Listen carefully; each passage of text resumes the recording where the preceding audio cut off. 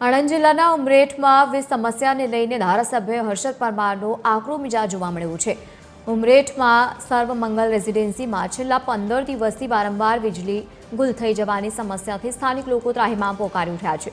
આ મામલે લોકોએ ધારાસભ્યને રજૂઆત કરતા તેઓ સીધા જ એમજીવીસીએલ કચેરી ખાતે પહોંચ્યા અને અધિકારીઓને બરાબરના તતડાવ્યા હતા। ધારાસભ્યએ પ્રજાના પ્રશ્નોનું તાત્કાલિક નિરાકરણ લાવવા માટે કડક સૂચના આપી અને જો આમ નહીં થાય તો અધિકારીઓની બદલી કરી દેવાની પણ ચીમકી ઉચ્ચારી છે।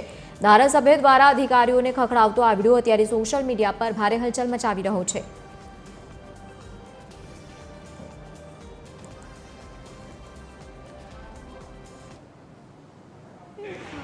તમારી વાત તમે જાણો અને ટ્રાન્સફર કઈ થશે એનું કઈ નક્કી નહીં।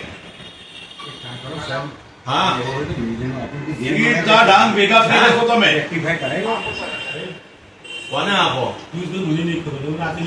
ના બધું તમારે તપાસ રાખવી પડે ને। નહીં ખબર બધી વાત નહીં ખબર તો શું એનો મતલબ આવે તો તમારી ફરજમાં શું આવે છે કોઈ તમારો નીચલો અધિકારી ઉપલો અધિકારી તમે શું આદેશ કરે છે તમે નીચલા કામ શું બોલો આ તો સરકારનો પગાર નહીં લેતી પબ્લિક આગળ બિલ ભરવા આવે છે તો બી લાઈનમાં ઊભું રહ્યો।